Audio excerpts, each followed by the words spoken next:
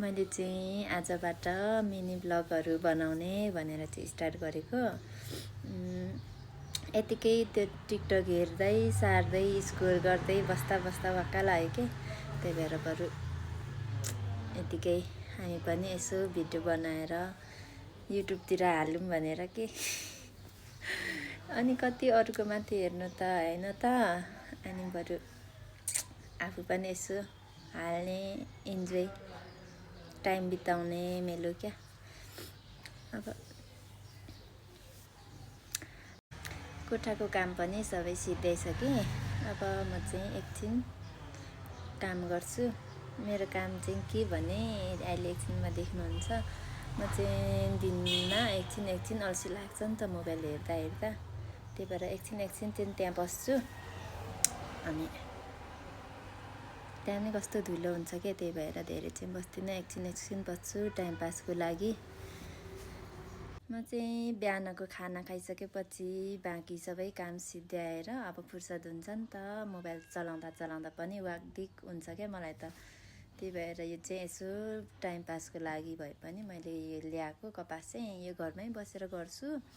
अनि दिउँसो अब फुर्सद हुन्छ, फुर्सद टाइममा यो गर्छु। अनि अरू काम भएको बेला अरू काम गर्छु। यो चाहिँ गर्नै पर्छ भन्ने होइन नि त, जतिखेर भ्यायो त्यतिखेर गर्ने हो। अनि यो गरिसकेपछि चाहिँ खाजा खाइवरी जिम जान्छु। यो चाहिँ मेरो डेली रुटिन। अहिले चाहिँ म जिम आइसकेँ। आएर पनि कपडा सपडा फेरेर अहिले छु ऐनामा हेर्दैछु आफ्नो प्रगति। केही छैन त, के गर्नु है। म चाहिँ जहिले वर्कआउट सकिसकेपछि एकछिन यो पुसअपहरू अनि अर्को ढाडहरूको लागि पनि अलिअलि एक्सर्साइज गरेर मात्रै आउँछु के। किनकि अब ढाडहरू दुख्छ नि त, नभए दुख्ने चान्स हुन्छ नि त। मेरो दुख्छ पनि क्या ढाडहरू, त्यही भएर बरु एकछिन समय निकालेर पुसअप तान्छु। अनि अर्को एउटा एक्सर्साइजहरू गर्छु, हातहरू उयो गर्छु, त्यही भएर। अनि ढाडको लागि चाहिँ यस्तो गर्छु क्या, यस्तै खालकोहरू। अरू पनि 2-3वटा गर्थेँ ढाडको लागि पनि। अनि तिनीहरू चाहिँ मैले आज तिनीहरूको चाहिँ भिडियो गरिरहेको छु क्या। यो मात्रै रहेछ एउटा। अनि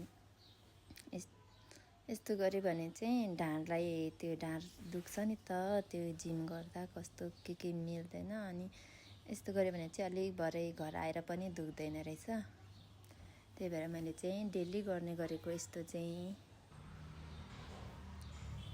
अनि अब अलिअलि चटक त पार्नु परिहाल्यो नि।